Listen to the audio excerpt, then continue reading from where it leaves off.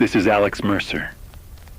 Months have passed since the blast, yet the world it reshaped continues to teach us lessons in fragility, endurance, and the relentless unpredictability of life. In the zones once devastated by fire, chemical runoff, and radiation, the first signs of environmental recovery are subtle, almost imperceptible. A single blade of grass, bright against gray ash, breaks through hardened earth. Patches of moss creep over cracked walls, softening ruins that were once jagged monuments to destruction. Streams, once poisoned with particulate matter and chemical residue, slowly regain clarity. Waterbirds, tentative and wary, skim the surface. Frogs call from re-emerging wetlands. Insects reappear in scattered clusters, buzzing through air that had seemed sterile for months. Every sound, every movement, is a quiet testament to life's persistence. Scientists move carefully among these signs, testing pH levels, tracing residual radiation, measuring soil density, and cataloging what returns. Their work is meticulous, precise, yet even as data accumulates, it becomes clear. Nature operates on its own timetable, indifferent to human urgency, resilient in ways that are both fragile and terrifying. Fungi colonize shaded nooks, recycling the remnants of destruction. Young saplings pierce the soil, their roots entwining with debris in an almost defiant celebration of survival. Streams carve new channels around contaminated sediments, following ancient patterns rediscovered through necessity. The land speaks in whispers, in small victories that require patience to perceive, and those who listen begin to understand that restoration is slow, uneven, and stubbornly persistent. But the recovery of the land is only one half of the story. Humans, too, respond to catastrophe, cautiously and incrementally, negotiating their return with a combination of resilience, ingenuity, and sheer necessity. Families displaced from evacuated towns form communities in temporary shelters, repurposed gyms, tents pitched on firm ground, modular housing units. Within these provisional walls, life resumes in fragmented forms. Children play in areas cleared of debris, laughter fragile yet insistent, echoing across empty streets and abandoned playgrounds. Adults coordinate recovery efforts, sharing responsibilities and resources in informal networks where governmental support cannot reach. Neighbors become allies, friends, and mentors, pooling supplies, monitoring water quality, and clearing roads. Schools reopen in temporary structures, offering children a semblance of routine, grounding them amid a landscape scarred by chaos. Businesses adapt, repair machinery, relocate operations, and forge new pathways to continue functioning. Entire social infrastructures are reorganized, shaped by both necessity and circumstance. In towns that remain partially unsafe, this process is even more precarious. Every decision requires constant vigilance, balancing hope with the weight of uncertainty. The interplay between environmental recovery and human adaptation is delicate. As rivers regain clarity and vegetation spreads, humans must navigate landscapes that are both promising and treacherous. Soil that appears solid may conceal pockets of contamination, residual radiation, or unstable sublayers prone to collapse. Water that glimmers under the sun may carry unseen traces of chemical residue, reminding everyone that appearances can be deceptive. Scientists, engineers, and emergency planners act as guides in these liminal spaces, offering assessments, recommendations, and monitoring tools. But survival ultimately demands careful observation, intuition, and responsiveness. Residents learn to interpret subtle cues, the texture of mud beneath a boot, the slight shift in a leaning tree, the way a river changes its course after heavy rainfall. Every step is a lesson, every decision a delicate negotiation with a world still in flux. Communities in these transitional spaces also adapt psychologically. Trauma persists like a shadow, even as visible signs of destruction fade.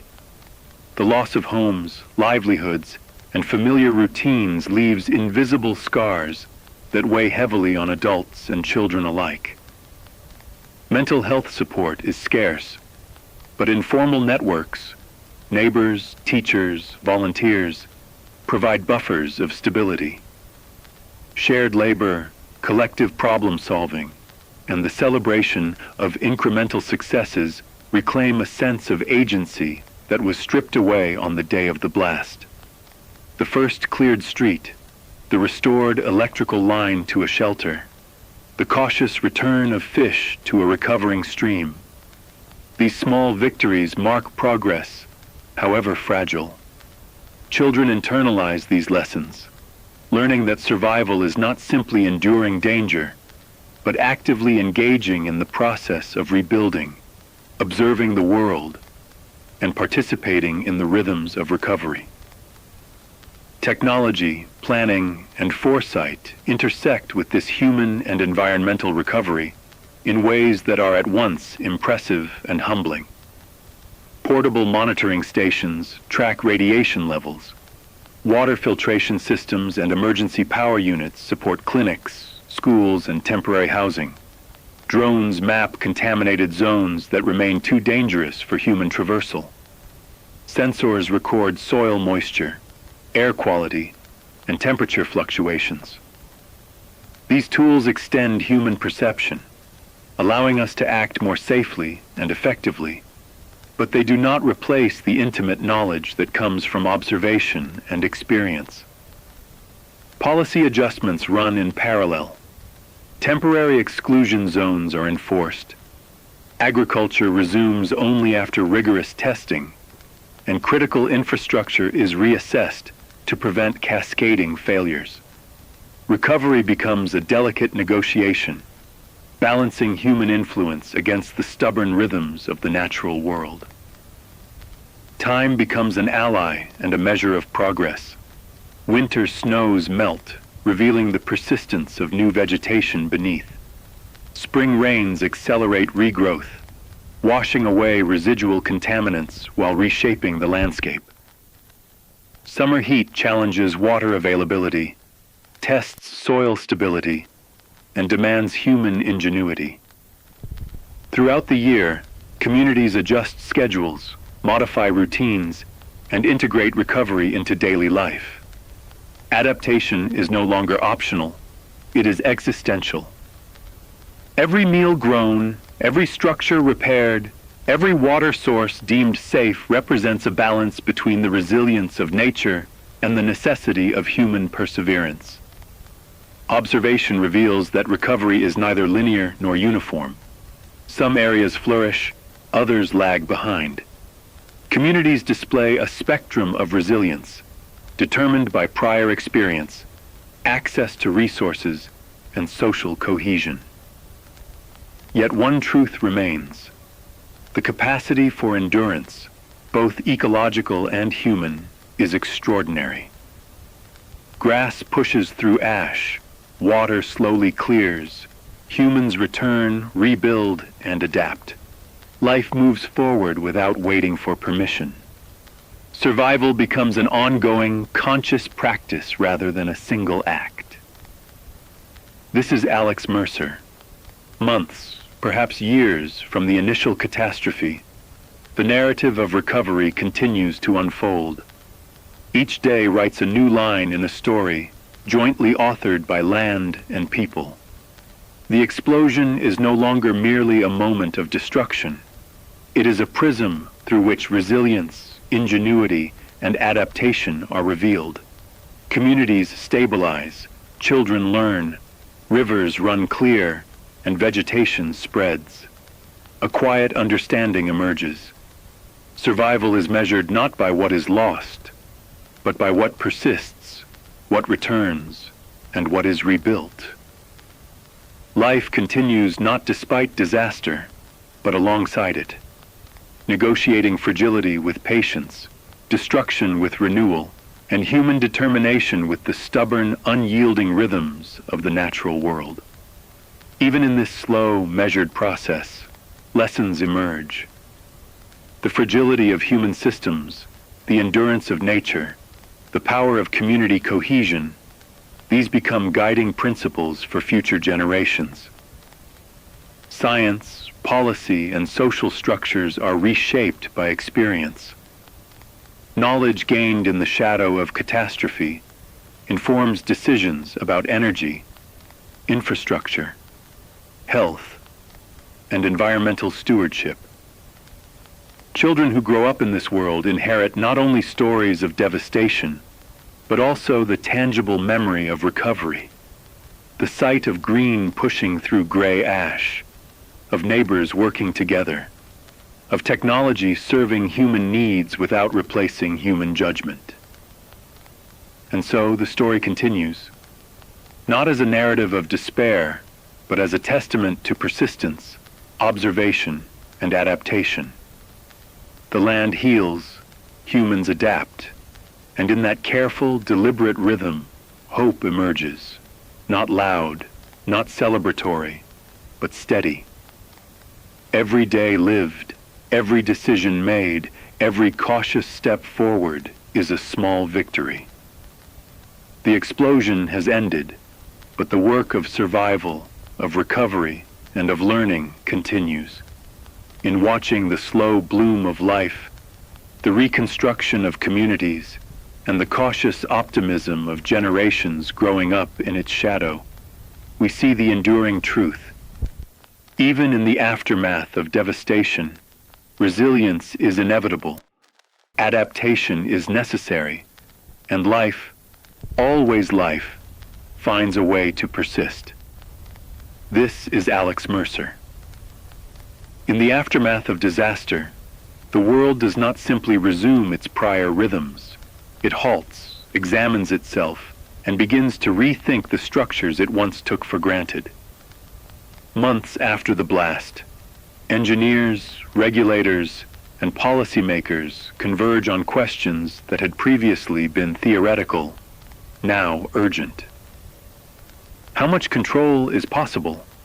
How can fragile systems be fortified against failure? Which safeguards will endure when human oversight falters?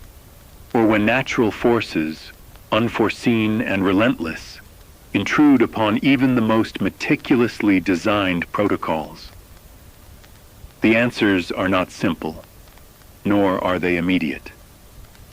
Redundant cooling systems are proposed, automated monitoring technologies designed, and fail-safes reimagined to anticipate contingencies previously deemed improbable. Every adjustment, every blueprint revision, is informed by the memory of the explosion, its suddenness, its scope, and the silent, terrifying fact that even controlled energy can escape all bounds in the blink of an eye. These innovations, however, are not merely technical solutions. They are lessons etched into the collective consciousness of those charged with preventing repetition. Lessons learned slowly, deliberately, as if the world itself were instructing humanity in patience, humility, and vigilance. In laboratories, prototypes of industrial safety mechanisms are tested tirelessly. Cooling pumps capable of compensating for multiple points of failure are paired with real-time monitoring systems designed to detect anomalies milliseconds before they might escalate. Engineers simulate scenarios that stretch beyond historical precedent, drawing on models that integrate both natural phenomena and human unpredictability. Sensors measure temperature, pressure, and chemical imbalances, relaying data across networks engineered to alert operators to even the slightest deviation. At the same time, emergency protocols are revised, evacuation routes recalculated, and communication systems hardened against failure. Every innovation carries the imprint of human error, the tacit acknowledgement that no system is infallible. And yet, in these efforts, there is hope. Hope that the lessons of disaster can prevent its recurrence, or at least mitigate its consequences. Policy, too, evolves alongside technology. Regulators insist on mandatory inspections, more frequent testing, and the institution of fail-safe redundancy at every level. Industrial facilities once permitted to operate under minimal oversight now submit to rigorous scrutiny. Energy grids are fortified, storage systems upgraded, and contingency plans rehearsed. Even where political debate slows implementation, the memory of the blast persists as a silent, unyielding reminder that the cost of inaction is unthinkable. The process is painstaking, as it must be. Every decision is weighed not only against technical specifications, but against ethical imperatives, the responsibility to protect lives, and the collective conscience of society. And yet, these measures, while critical, are only one dimension of the ongoing response. The human need to remember, to contextualize, to preserve the memory of catastrophe asserts itself with equal force. Public memory becomes a living repository where monuments rise, documentaries are produced, and literature grapples with the realities of the blast. Across the nation, the event takes on symbolic weight. It is no longer merely a mechanical or industrial failure. It becomes a cautionary tale, a prism through which humanity examines ambition, fragility, and the delicate balance of control. School curriculums integrate both technical lessons and personal stories of courage and failure, allowing new generations to understand not just what happened, but why it matters, and how human action or inaction shapes outcomes. The explosion becomes a marker in time, an event woven into cultural consciousness, demanding reflection, discourse, and engagement. Cultural production thrives in this new context. Artists depict the aftermath not merely as destruction, but as a landscape of resilience and endurance. Photographers capture the interplay between scars left by machinery and the tentative revival of nature. Filmmakers follow communities as they adapt, documenting rituals of remembrance, reconstruction, and reconciliation. Writers craft narratives that probe moral, ethical, and existential questions, exploring the tension between human ambition and the limitations of our control over forces greater than ourselves. Public memory is curated not simply to commemorate, but to teach, to embed within society the sense that history, if observed attentively, can prevent repetition of past mistakes. Exhibitions, installations, and archives emerge, inviting citizens to witness, to confront, and to internalize the lessons etched into the landscape and the minds of survivors. This process of cultural reflection is neither linear nor uniform. Different communities remember differently. Some preserve ruins as cautionary monuments, while others attempt to erase or rebuild over them. Museums display fragments of contaminated machinery, juxtaposed with evidence of environmental recovery. Grass sprouting through concrete, rivers slowly clearing, forests reclaiming land once scorched. The juxtaposition is deliberate, a visual metaphor for the coexistence of loss and renewal, fragility and resilience. Oral histories, recorded testimonies, and community storytelling preserve human experiences often overlooked in technical assessments. Children who never witnessed the blast hear of evacuation, displacement, and fear. They learn, through stories and artifacts, the weight of responsibility that accompanies technological mastery. They understand, implicitly, that the systems humanity builds are not neutral, but require constant vigilance, oversight, and moral consideration. Institutions also participate in this act of memory. National archives collect data, photographs, and reports, preserving the granular details of what occurred. Schools teach both science and history, blending technical understanding with human experience. Documentaries broadcast the stories of operators, scientists, and citizens, illustrating the intersection of human error, mechanical failure, and environmental consequence. Monuments are erected in public squares, not merely as memorials for lives lost, but as enduring reminders of human fallibility and the necessity of collective diligence. In these spaces, memory functions as both a warning and a guide, instructing society that forgetting is not an option, that progress depends on acknowledgement, and that cultural reflection must accompany technological reform. At the intersection of innovation and memory lies a quiet, persistent truth. Safety, knowledge, and preparedness are inseparable from reflection, awareness, and accountability. Engineers refine mechanisms not only to prevent mechanical failure, but to honor lessons learned in pain and catastrophe. Communities memorialize not only to mourn, but to educate. Policymakers legislate not only to regulate, but to embed awareness into future generations. The explosion, in this sense, becomes more than a historical event. It is a catalyst for philosophical, technological, and cultural transformation, a benchmark against which society measures responsibility, foresight, and moral obligation. This is Alex Mercer. In the months and years following the blast, the landscape of human and environmental recovery continues to unfold. Nature reclaims, humans rebuild, and both learn from the mistakes and oversights that led to catastrophe. The reforms enacted in factories, laboratories, and legislative chambers are accompanied by the quiet work of remembrance, monuments, literature, schools, and stories. Together, they form a network of vigilance and reflection that extends beyond immediate survival, shaping the ethical, technical, and cultural fabric of society. Technology grows more robust, communities more aware, and collective memory more deliberate.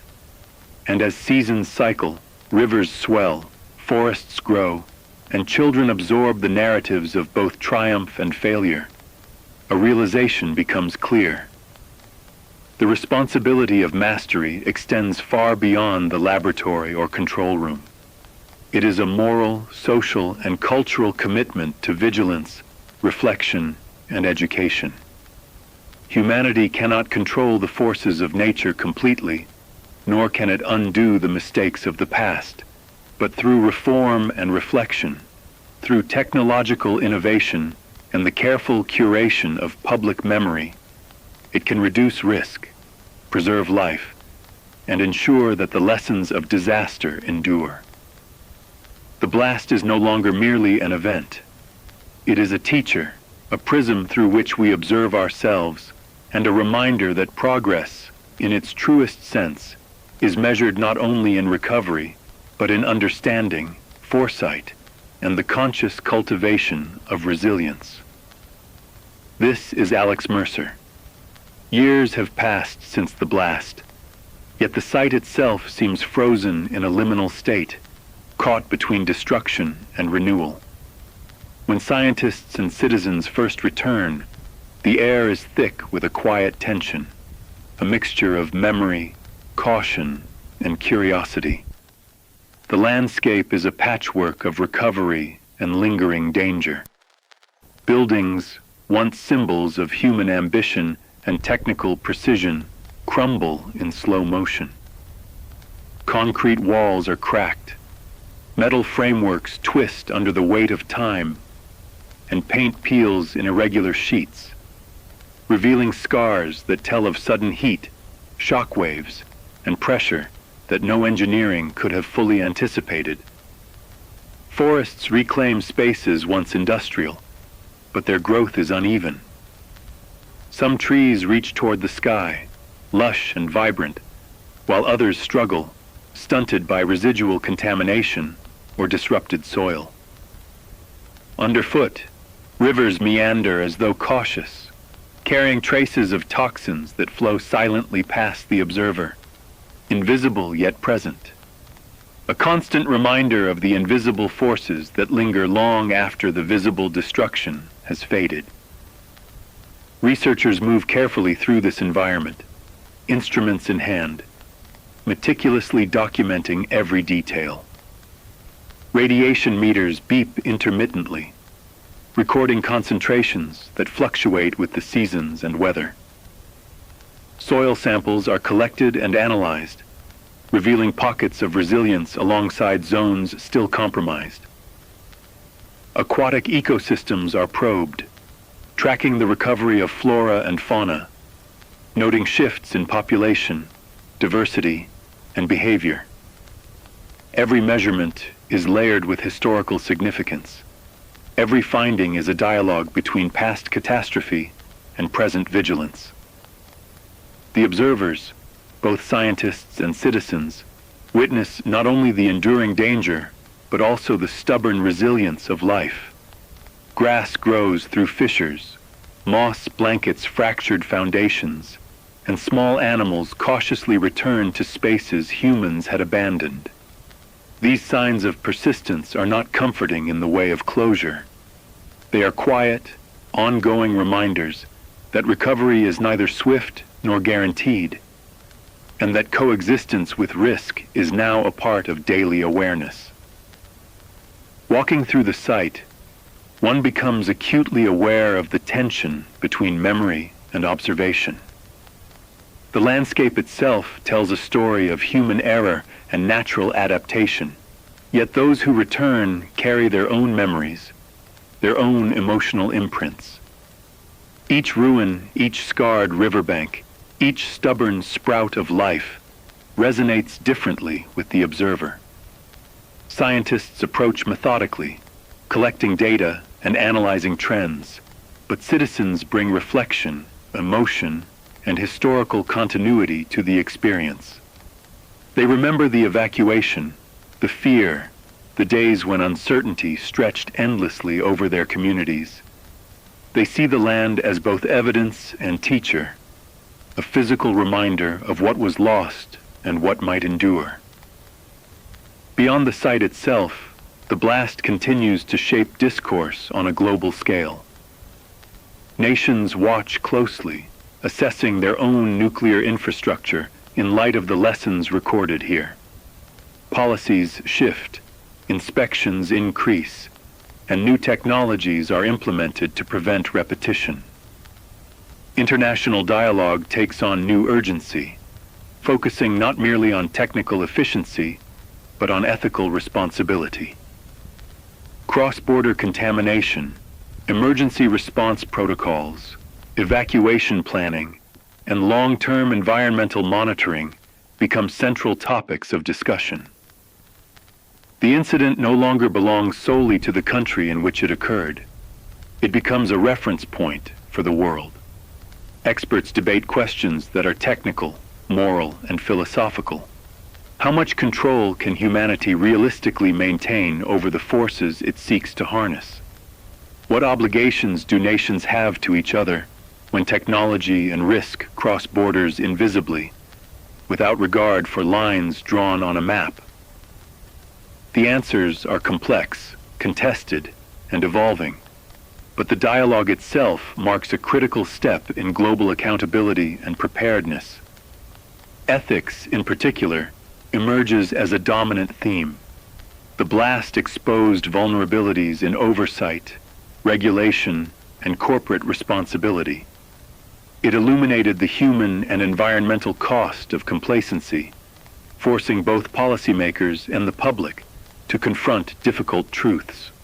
Debates rage over acceptable risk, the trade-offs between energy production and public safety, and the moral imperatives that should guide the deployment of technologies capable of immense destruction. These discussions are not abstract. They are grounded in the vivid, measurable consequences of the blast. Plumes of radiation, abandoned towns, altered ecosystems, and displaced populations serve as constant evidence that theoretical risk becomes tangible suffering in the absence of rigorous foresight. Every new regulation, every technological advancement, every diplomatic discussion is informed by the memory of what transpired here, a living lesson that the world cannot afford to ignore. In parallel, the site itself functions as a somber but instructive classroom. Researchers and students travel from around the globe, observing firsthand the interactions between human systems, technological failure, and ecological recovery. They walk through streets overgrown with weeds, touch walls blackened by heat and corrosion, and study water quality in channels still tinged with contaminants. These observations translate into academic research, industrial design improvements, policy proposals, and public education. In this way, the landscape becomes both a warning and a source of knowledge, a tangible record of consequences, but also a laboratory for resilience. The presence of humans does not erase the dangers, nor does it accelerate recovery unnaturally. It merely adds a layer of comprehension, a framework through which future risks might be mitigated and past mistakes learned from. Returning visitors, often guided by a mixture of professional duty and personal memory, report the emotional weight of the experience. Some are scientists focused on data, protocols, and predictive modeling, but others are citizens who once lived under the shadow of the blast. Their reflections are intertwined with observation, the knowledge of what occurred, the recognition of environmental and social resilience, and the understanding of responsibility that extends beyond borders and decades. Walking through abandoned buildings, they note the interplay between decay and life, the tension between persistent contamination and gradual ecological restoration. Rivers carry both literal and symbolic traces of the past, flowing as reminders of how small actions, both human and natural, influence systems over years and generations. The ethical implications of the blast ripple outward, shaping international policy, energy planning, and public awareness. Countries implement stricter monitoring at their own nuclear sites. Cross-border emergency agreements are revised. Global organizations review the frameworks for accountability, disaster preparedness, and environmental protection. The incident becomes a case study, referenced in international meetings, academic discourse, and diplomatic negotiations. Its lessons extend beyond borders, forcing a reckoning with questions of responsibility that transcend politics. How can the potential for harm be minimized without stifling innovation? How can populations be protected while energy needs and economic imperatives continue to grow? The answers remain incomplete, but the conversation itself represents progress, a willingness to confront difficult truths rather than ignore them until they recur. This is Alex Mercer. Years after the blast, the site endures as both a scar and a classroom. Life persists in the shadows of destruction, while humans rebuild, reflect, and debate. Nature adapts, sometimes cautiously, sometimes unpredictably. Policy evolves, informed by failure, observation, and ethical consideration. And the world watches, documenting, measuring, and reconsidering what it means to wield immense technological power responsibly. The consequences of that day are permanent, but so too is the opportunity to learn from them. Recovery, reflection, and reform are ongoing processes. The land continues to grow, communities continue to adapt, and humanity continues to confront its own capacity for both error and ingenuity. In the long silence that follows catastrophe, the echoes of responsibility reverberate globally, reminding us that oversight is not optional, vigilance is not temporary, and ethical engagement is as crucial as technological precision in shaping the future. This is Alex Mercer. In the years that follow disaster, the question of memory emerges as perhaps the most profound challenge of all. It is not a technical problem to be solved with instruments or algorithms. It is a social and psychological dilemma, woven into the fabric of human experience. What do we choose to remember, and what do we allow to fade? Communities once shattered by the blast confront this tension in ways that are deeply personal and profoundly collective. Streets that were scarred beyond recognition must be repaved or preserved.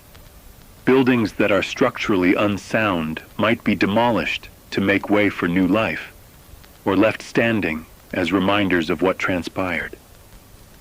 Some residents, driven by necessity or optimism, rebuild immediately, reoccupying spaces that are technically safe but emotionally fraught. Others retreat, relocating entirely, carrying with them memories, photographs, and the invisible weight of trauma. The physical landscape becomes a canvas upon which decisions about memory and forgetting are painted, a negotiation between the human desire for normalcy and the moral obligation to acknowledge history. In some towns, entire neighborhoods are preserved as ruins, fenced off and designated as cautionary sites. Concrete foundations, twisted beams, and scorched walls remain as silent witnesses. Signage recounts the events of the day, contextualizing the disaster with scientific data, survivor testimonies, and historical documentation.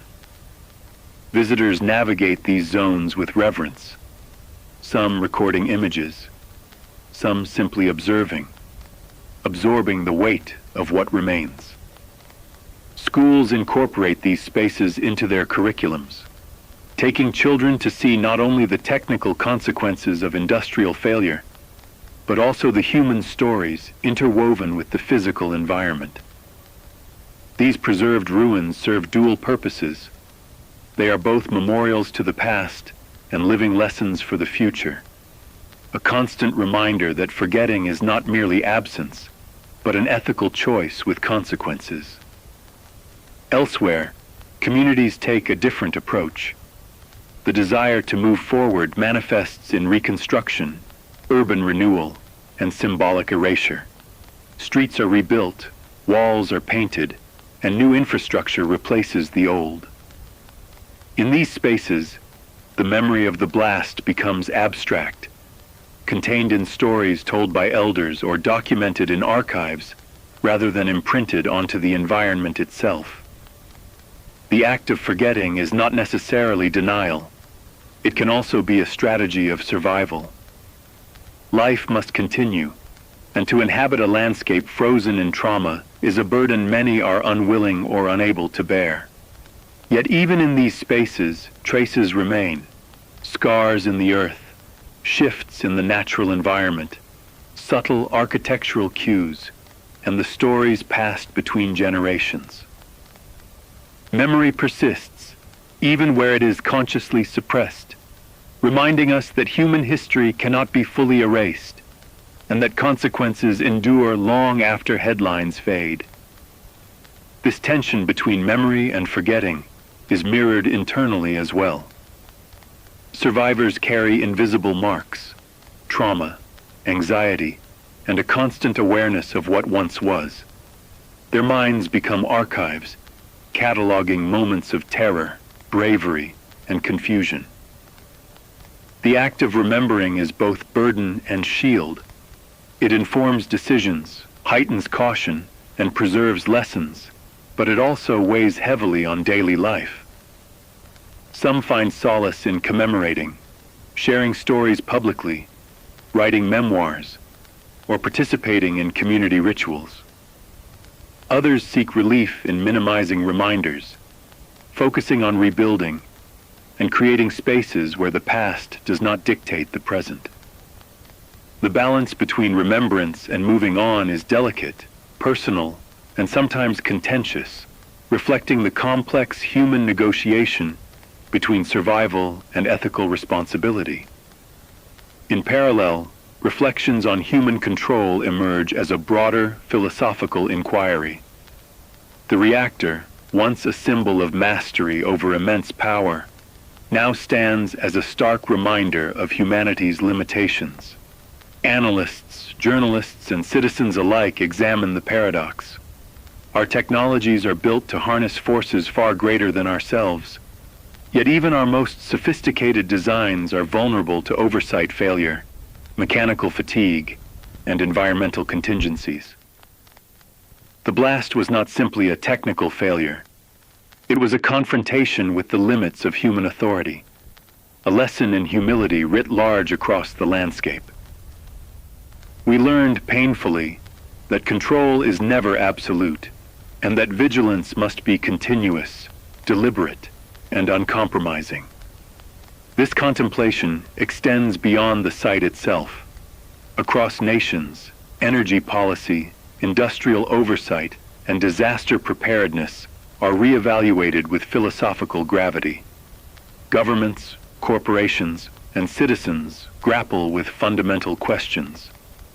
What is the proper balance between ambition and caution? How much risk is acceptable in the pursuit of progress? What ethical obligations do those in positions of technological authority have toward populations, ecosystems, and future generations? These are not questions answered with simple formulas or mechanical checks. They are questions that require reflection, debate, and continual engagement. Each policy adjustment, safety protocol, and regulatory revision carries the imprint of these deliberations, shaped as much by moral reasoning as by engineering science. Human desire for control, once confident and almost unquestioned, is now tempered by awareness. We understand, in ways previously theoretical, that even the most robust systems can fail under unanticipated conditions. That understanding permeates society, in education, in journalism, in policy, and in personal decision-making. People become more attentive to the fragility of systems, structural, technological, and social. They recognize that mastery is provisional, that authority is conditional, and that responsibility extends far beyond immediate operational duties. The narrative of the blast becomes both a warning and a guide, instructing not only how to build safely, but how to live ethically within the constraints of uncertainty. At the intersection of memory and control lies a complex landscape of observation and interpretation. Survivors revisit ruins, scientists monitor residual contamination, and policymakers debate reforms. Each participant negotiates with the past differently, yet all are bound by the same fundamental recognition: that human ambition, unchecked or inadequately guided, can yield consequences both visible and invisible, immediate and generational. The reactor, once a monument to ingenuity, is now a symbol of restraint, vigilance, and the ethical imperative that accompanies technological power. It teaches that survival is not merely a function of engineering, but of reflection, moral reasoning, and sustained attention to the systems we create and inhabit. This is Alex Mercer. The tension between memory and forgetting, between human aspiration and environmental limits, is ongoing, and it shapes how societies recover, rebuild, and imagine their future. The landscapes scarred by disaster, the remnants of technology, the communities negotiating loss, and the ethical debates that traverse continents. All of these are threads woven into a narrative that is both cautionary and instructive. To remember is to act responsibly. To forget is to invite repetition. To acknowledge limits is to protect. To assert mastery without reflection is to risk catastrophe.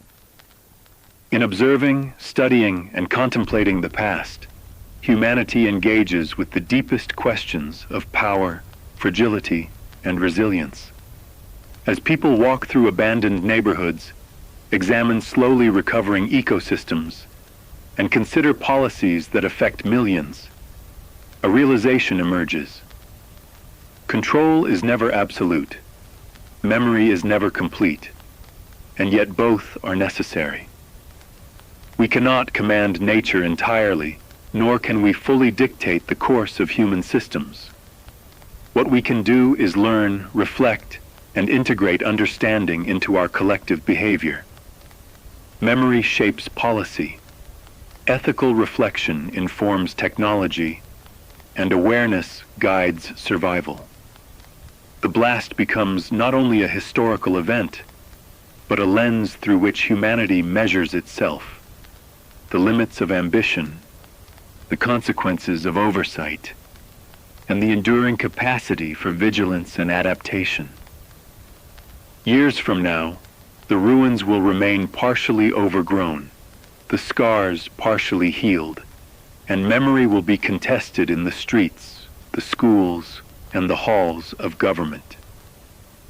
Yet through reflection, through ethical engagement, and through deliberate observation, humanity preserves the lessons of the past. We understand, finally, that mastery is not a singular achievement, but an ongoing practice, a negotiation with forces beyond our full comprehension, a balance between ambition and humility, and a constant vigilance informed by memory, ethics, and responsibility. The reactor, the blast, and the aftermath remain our teacher. This is Alex Mercer. In the years following the blast, the disaster's lessons extend far beyond the immediate zone of destruction. The shockwave of consequences travels silently through every infrastructure network, every bridge, every power grid, every water treatment facility, and industrial complex across the nation.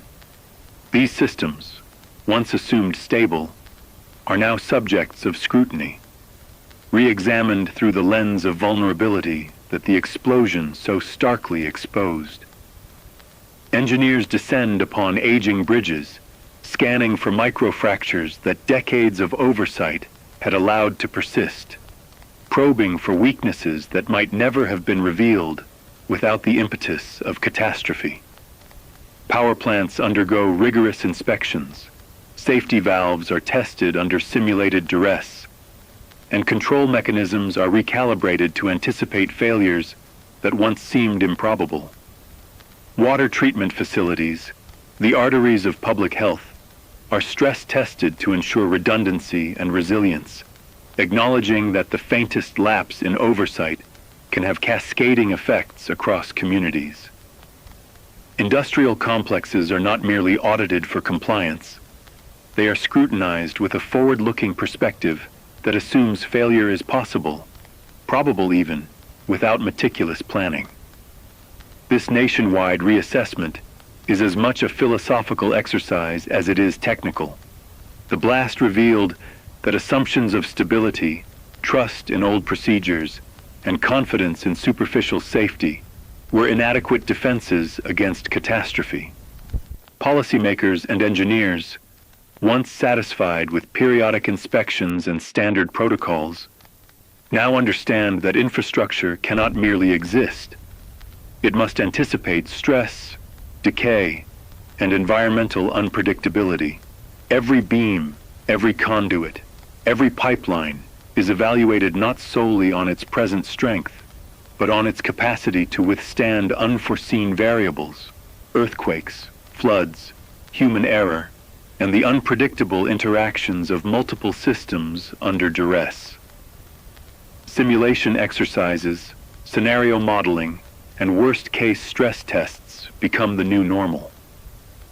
The disaster, sudden and irreversible in its moment, catalyzes a culture of proactive vigilance, transforming complacency into preparation and assumption into verification. Yet even as engineers and regulators refine protocols, the psychological toll of the disaster persists.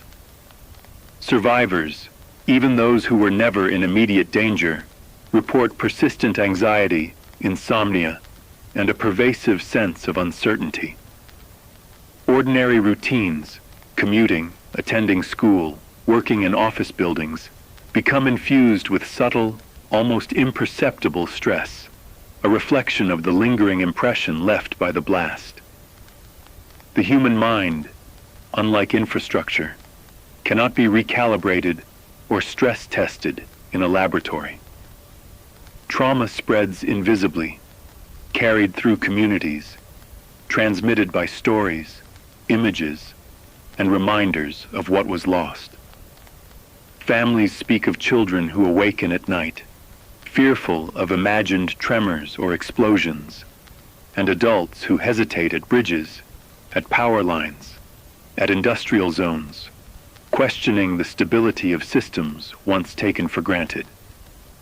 Mental health emerges as a silent frontier of recovery, demanding attention, resources, and understanding that extend far beyond physical reconstruction. Communities respond with adaptive mechanisms born of necessity. Support networks form organically, neighbors become informal counselors, and local organizations host discussion circles and wellness sessions. Mental health professionals are deployed to affected regions, offering therapy, crisis counseling, and resilience training. Public awareness campaigns are launched, educating citizens about the normalcy of psychological reactions to disaster and the resources available to navigate them. Social cohesion, strained by displacement, fear, and loss, becomes a lifeline. Volunteers coordinate community programs, organize relief distribution, and create safe spaces where trauma can be acknowledged without shame. These efforts, though sometimes improvised, reflect an understanding that recovery is as much about the human mind as it is about concrete, steel, and water systems. Without attention to psychological resilience, the lessons learned in infrastructure, policy, and safety risk being undermined by the invisible yet persistent erosion of trust, security, and confidence. The interplay between infrastructure reassessment and psychological well-being is profound. As bridges are reinforced, as power grids are fortified, and as water systems are upgraded, survivors gain tangible markers of safety, reducing some of the ambient anxiety that has permeated daily life. Yet these measures cannot erase memory, nor can they entirely quell fear. The visible material improvements act as both reassurance and reminder, a dual signal that while the present is being secured, the past is never fully gone. Children observe adults navigating these changes, internalizing lessons in caution, vigilance, and adaptation, while also learning that fear, when acknowledged and addressed, need not paralyze action. Recovery, in this sense, is both infrastructural and psychological, a parallel process where each supports and reinforces the other. Technological innovation becomes entwined with this process. Engineers integrate advanced monitoring systems into bridges, water plants, and energy networks, utilizing real-time data, automated alerts, and predictive algorithms to anticipate potential failures. These systems do not merely react. They are designed to forecast, to simulate, and to provide actionable insight before critical thresholds are reached. Meanwhile, psychological support is informed by research, using community feedback, behavioral data, and longitudinal studies to refine interventions, identify stress hotspots, and guide programming. The convergence of these domains, engineering, policy, and mental health, reflects a holistic approach to post-disaster society, recognizing that human systems are inseparable from human experience. Months turn into years, and the pace of change is steady, deliberate, and measured. Infrastructure, once vulnerable, grows more resilient. Psychological programs evolve to address emerging challenges. Communities solidify routines that incorporate lessons learned from the blast. Yet uncertainty remains, a subtle undercurrent in daily life. Storms, earthquakes, and unforeseen technical failures are reminders that the world is not entirely predictable, that no design or intervention can guarantee absolute safety. What is fostered, instead, is preparedness, awareness, and adaptability, a culture in which vigilance becomes a daily practice rather than a momentary response. In observing the progress of infrastructure reassessment alongside the psychological recovery of survivors, one discerns a pattern. Resilience is iterative, cumulative, and relational. A repaired bridge signals hope, just as a community center offering counseling strengthens emotional stability. Both infrastructure and mind must be maintained, monitored, and nurtured. Both are vulnerable to neglect, oversight, and complacency. The disaster teaches that human systems, no matter how advanced, depend upon continual attention, ethical stewardship, and an awareness that failure is not hypothetical, but a tangible reality to be anticipated. This is Alex Mercer. Years after the blast, society continues to rebuild and reassess, guided by lessons forged in the crucible of disaster. Engineers refine the skeletal frameworks of civilization. Mental health professionals strengthen the unseen scaffolding of human endurance. Communities navigate the tension between fragility and recovery, memory and adaptation, technical precision and emotional resilience. The process is neither linear nor finite. It is ongoing, iterative, and deeply human. Infrastructure is reinforced not only with steel and concrete, but with knowledge.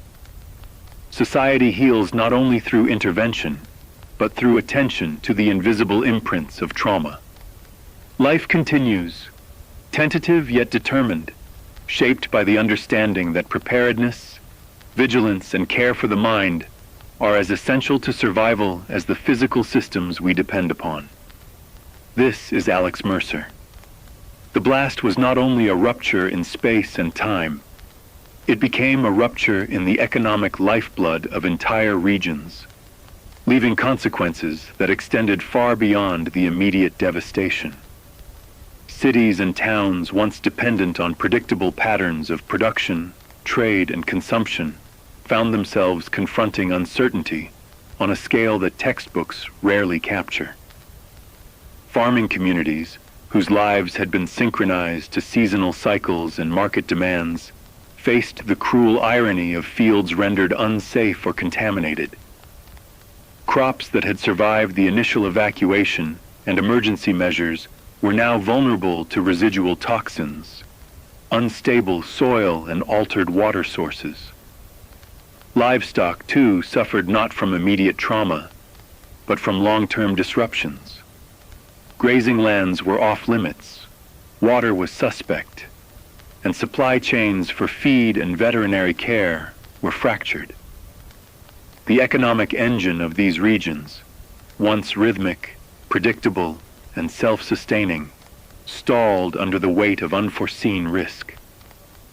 Energy infrastructure, previously assumed to function with precision and reliability, became another vector of economic instability. Power grids were damaged, transmission lines compromised, and generation facilities rendered unreliable. Industries reliant on consistent energy flows faced production halts, spoiled goods, and lost contracts.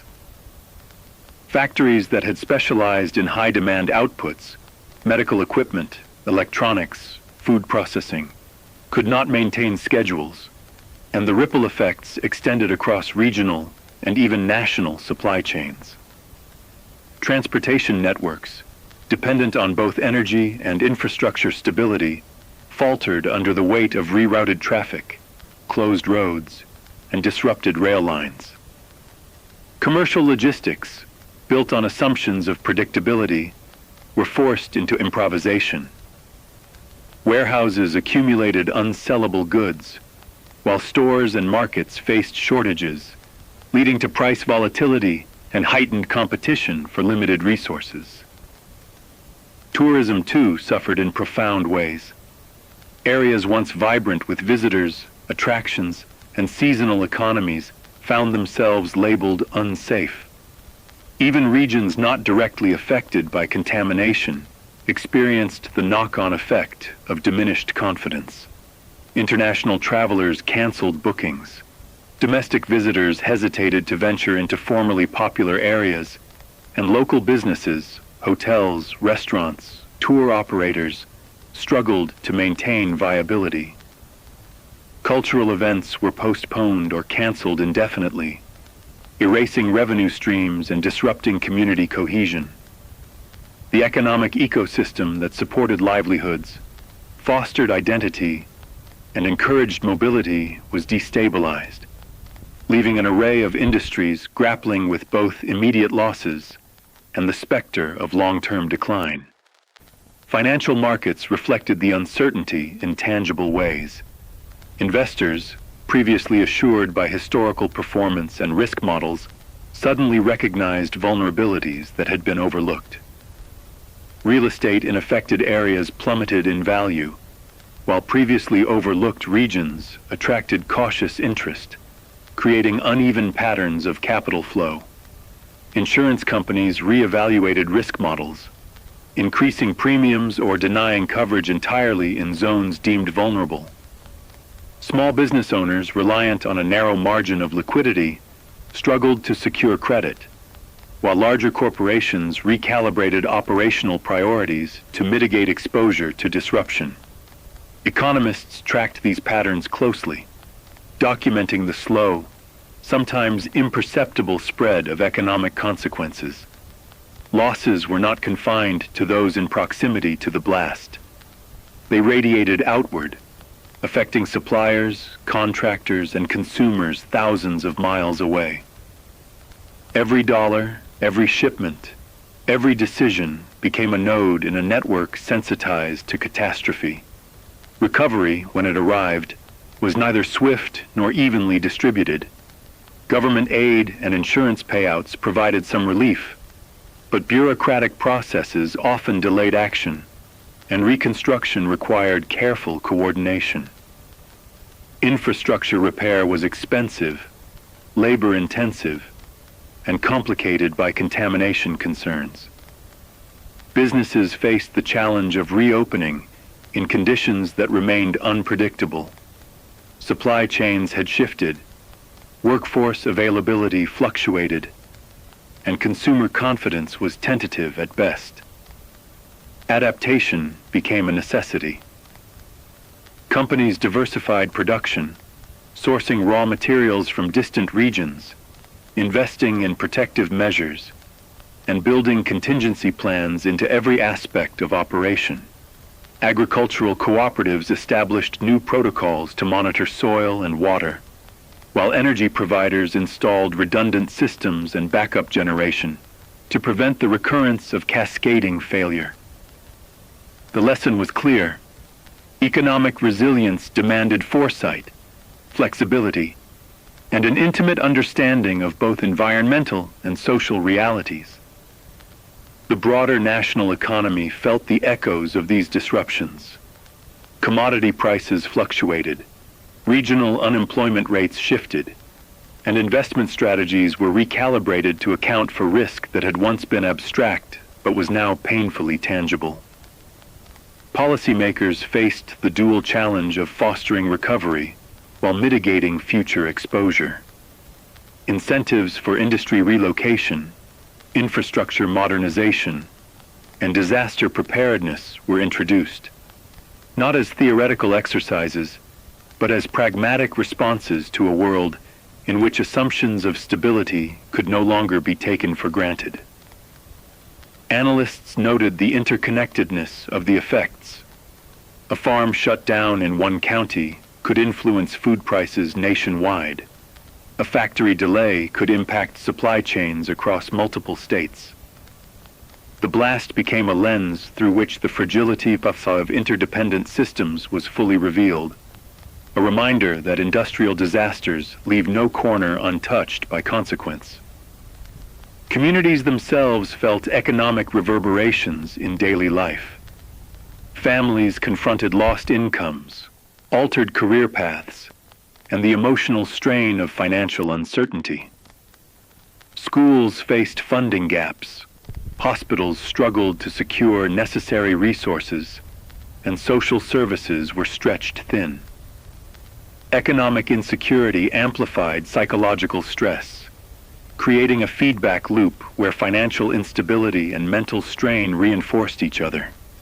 Yet within this struggle, human ingenuity emerged. Small businesses pivoted, adopting new markets and delivery methods. Community cooperatives pooled resources, providing mutual aid and creating informal safety nets. Farmers experimented with alternative crops and techniques to rehabilitate contaminated lands.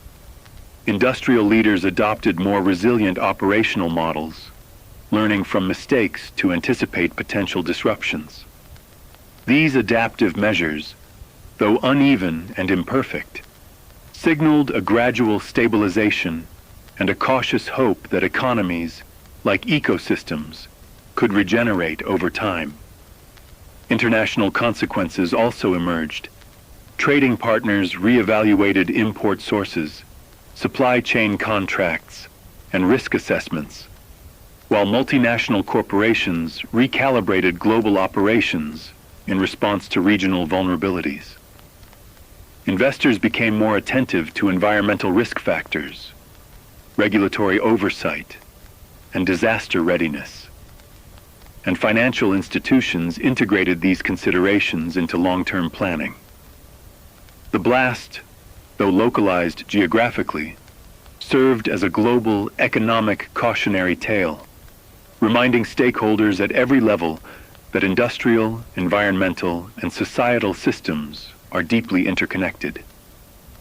Decisions made in one corner of the world can ripple through supply chains, financial markets, and human livelihoods far beyond the immediate zone of disaster.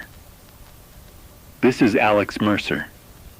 Economic recovery in the aftermath of industrial disaster is not measured in weeks or months. It is a process that extends over years, often decades. It encompasses not only the rebuilding of physical assets, but also the restoration of human confidence, community structures, and systemic trust. The blast reshaped industries, markets, and financial strategies, leaving no business, household, or community untouched. It illuminated the fragility of assumptions, the importance of preparedness, and the profound interdependence of our modern economy. And yet, amid the disruption, human adaptability persists. Businesses pivot, communities organize, policies evolve, and slowly, cautiously, confidence returns. The reverberations of disaster are long, silent, and persistent. But so too is the human capacity to respond, adapt, and endure. This is Alex Mercer. In the wake of catastrophe, science often becomes both witness and guide, documenting the aftermath while simultaneously charting the course for a safer, more resilient future. The explosion left scars not only on landscapes and communities, but also on human understanding, creating urgent questions that demanded answers. Scientists, engineers, ecologists, physicists, chemists, and data analysts descended upon the site, not merely to observe, but to study, to interrogate the failure, and to transform tragedy into knowledge. The reactor, once a symbol of technological mastery, became a laboratory of extreme conditions. Every damaged valve, every warped conduit, every displaced layer of containment was analyzed meticulously, its behavior under stress logged and modeled with unprecedented precision. Researchers measured temperatures, pressures, radiation flux, and chemical interactions, assembling a record that would inform not only immediate recovery, but the long-term evolution of industrial safety protocols. The study of radiation dispersion became a cornerstone of these efforts. Early readings from the blast site revealed patterns that defied initial predictions, with microplumes following unanticipated atmospheric and hydrological pathways. Scientists deployed a range of sensors, from ground-level detectors to aerial drones, mapping the movement of radioactive particles over time. Data collection was intensive, continuous, and iterative, forming a multidimensional portrait of contamination and its gradual decline. Modeling software, previously limited by assumptions derived from idealized simulations, was rewritten to accommodate real-world variability, shifting weather patterns, soil composition, urban topography, and water flow dynamics. The result was a new predictive capacity, a framework that could forecast radiation migration under complex, dynamic conditions. The implications of this work extended far beyond the initial disaster, providing tools that would allow future industrial operators and emergency planners to anticipate crises with far greater accuracy. Ecological recovery, too, became a focus of scientific innovation. Biologists, soil scientists, and hydrologists observed areas previously thought sterile, documenting the reemergence of life with both caution and awe. Seeds germinated in contaminated soil, fungi metabolized residual toxins, and insects and microorganisms slowly returned, demonstrating resilience and adaptation that challenged existing models of ecosystem response. Researchers introduced experimental interventions, phytoremediation techniques, soil aeration, controlled irrigation, and bioengineered microbial communities designed to accelerate detoxification. Each trial was carefully monitored, with results feeding into larger databases, informing both immediate remediation strategies and long-term environmental policy. In this way, catastrophe became a catalyst for understanding the subtle interplay between industrial systems, human activity, and the adaptive capacities of nature itself.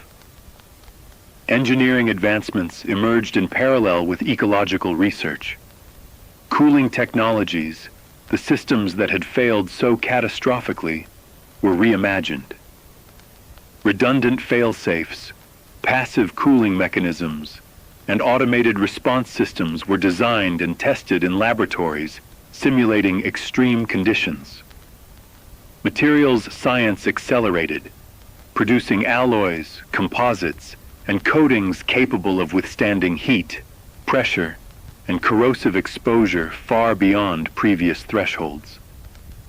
Every prototype, every simulated failure, every iterative design reflected the lessons of disaster, turning human error, mechanical weakness, and environmental unpredictability into data-driven improvements. These innovations were shared across research institutions, industrial consortia, and international collaborations, transforming what was once considered localized knowledge into a global resource. Universities and think tanks became hubs of interdisciplinary cooperation, drawing together experts from fields that rarely intersected before the blast. Computer scientists partnered with physicists to develop advanced predictive models. Ecologists collaborated with engineers to integrate environmental monitoring into industrial design. Sociologists and psychologists joined these teams to factor human behavior, decision-making, and risk perception into simulations. Conferences, white papers, and collaborative publications proliferated, creating an unprecedented flow of knowledge. The tragedy, once purely destructive, became a node around which innovation, reflection, and global collaboration revolved. International research teams joined forces to study long-term ecological, radiological, and infrastructural consequences. Lessons learned from the site informed emergency protocols worldwide. Nuclear facilities, chemical plants, and high-risk industrial sites adopted enhanced monitoring systems, remote surveillance, and predictive modeling based on the findings derived from the disaster. Governments implemented stricter regulatory frameworks, often guided by empirical data that emerged directly from the post-blast investigations. Knowledge that might otherwise have remained siloed was disseminated globally, transforming a single catastrophic event into a driver of worldwide precautionary measures. Technological advancement was not limited to hardware and environmental science. It extended into software, data analytics, and artificial intelligence. Massive data sets collected from sensors, drones, and laboratory experiments required new methods of processing, visualization, and interpretation.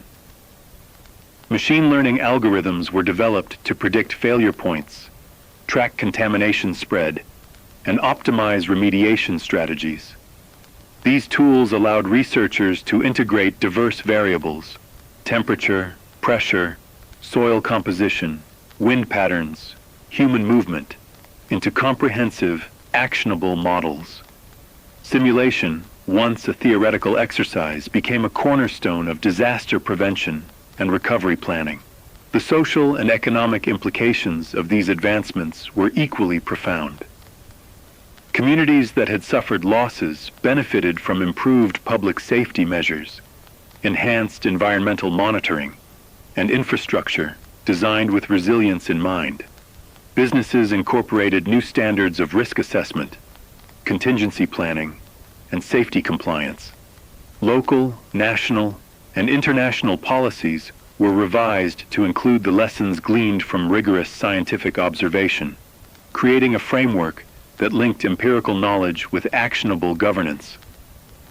Even the general public became more informed.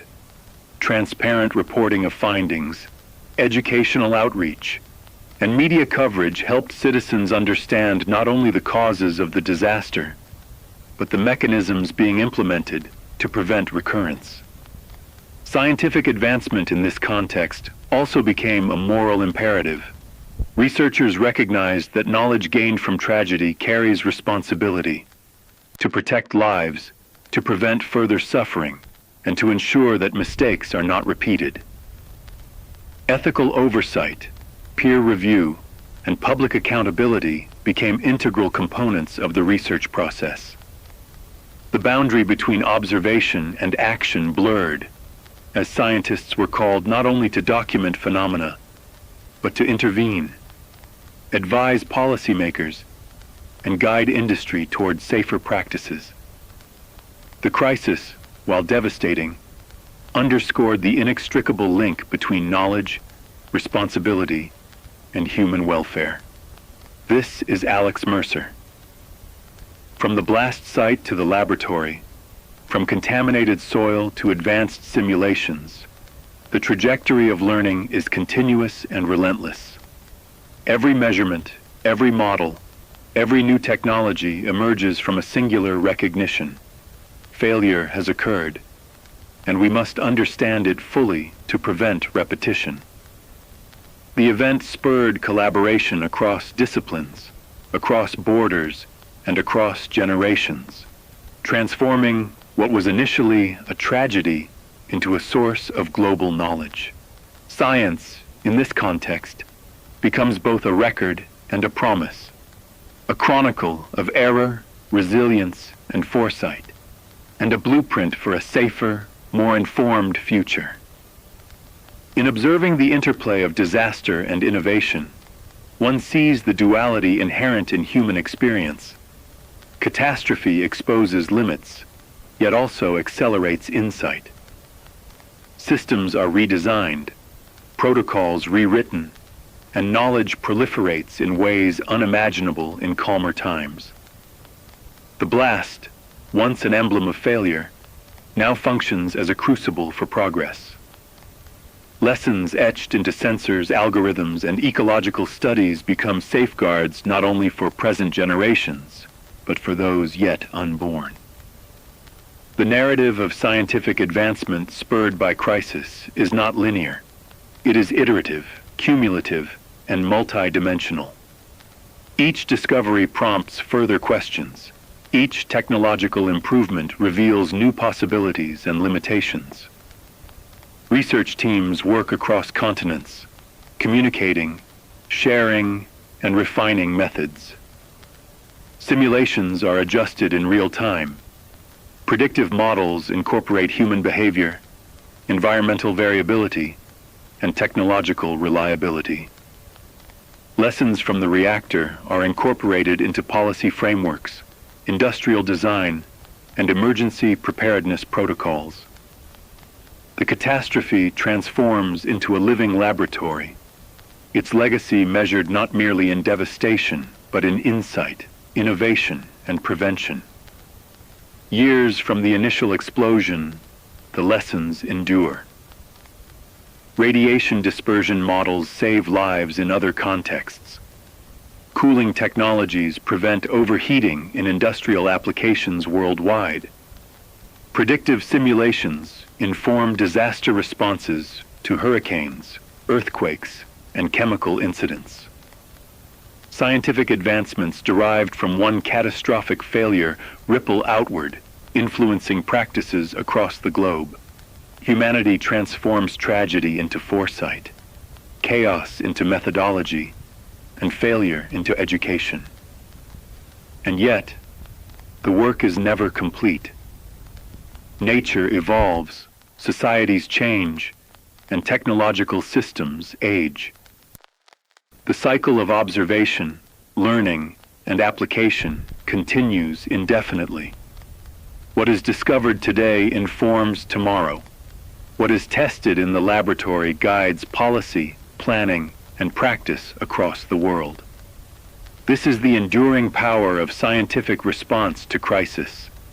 It bridges the temporal gap between catastrophe and prevention, between error and wisdom, between human fallibility and collective resilience. This is Alex Mercer. From devastation springs knowledge. From observation emerges innovation. From tragedy is born a framework for survival. The blast, frozen in time as a moment of failure, continues to teach, shaping generations of scientists, engineers, policymakers, and citizens. Science, in its patient rigor, ensures that humanity does not merely endure disaster. It learns from it, adapts, and prepares, constructing a legacy of resilience, foresight, and responsibility that extends far beyond the scarred landscapes of a single day. This is Alex Mercer. The blast is no longer just a memory of destruction. It has become a defining moment for an entire generation. Children who were alive during the incident carry its stories with them. Tales of sudden evacuation, empty streets, and zones cordoned off with warnings and barriers. These memories, vivid or fragmented, shape how they see the world, how they understand safety, and how they approach risk in ways adults may only begin to comprehend. Education systems have adapted to this reality. Curriculums now incorporate lessons on industrial responsibility, environmental stewardship, and the consequences of technological failure. Students learn not only the science behind nuclear energy and radiation, but also the human stories of courage, error, and perseverance. They explore ethics alongside physics, understanding that oversight, diligence, and precaution are inseparable from societal well-being. Classrooms become spaces not merely for information, but for reflection on the delicate balance between human ambition and natural forces. Civic planning and policy have also been influenced by this shared generational awareness. Communities now build with risk in mind, designing infrastructure that accounts for extreme events, redundancy, and long-term resilience. Emergency protocols are standardized, drills are frequent, and lessons from the past inform every decision. Children grow up understanding that safety is a collective responsibility, and that preparation is as essential as innovation. The impact is not only practical, but psychological. A heightened sense of vigilance permeates this generation. Decisions, from career choices to where to live, are informed by awareness of systemic fragility. Respect for the invisible systems that sustain daily life, the water supply, the power grid, the transportation networks, is ingrained alongside an understanding that oversight and accountability matter. Stories passed down by parents, teachers, and media act as moral and practical guides, creating a culture where caution and responsibility are part of identity. Yet there is hope within this vigilance. Children raised in the shadow of disaster also inherit resilience, adaptability, and ingenuity. They witness communities rebuild, ecosystems recover, and systems improve, learning that even when control is lost, response and recovery are possible. They understand that endurance is not passive, it is active, requiring observation, reflection, and engagement. They inherit lessons about patience, humility, and the importance of collaboration in the face of complex challenges. This is Alex Mercer. The blast may have been a single day in history, but its influence spans generations. It teaches that survival is not only about enduring a moment of crisis, but about internalizing its lessons, shaping behavior, guiding policy, and cultivating a mindset that values vigilance, responsibility, and foresight. In these children, the memory of the disaster transforms into a living awareness, one that will shape decisions, communities, and societies for decades to come. This is Alex Mercer. The blast, the recovery, the lessons. They are no longer just events in the past. They live on in the land, in the communities, in the knowledge we carry forward. We endure, we adapt, and we remember. The story does not end with destruction. It continues in vigilance, resilience, and the quiet determination to learn from what we cannot undo. This has been your broadcast.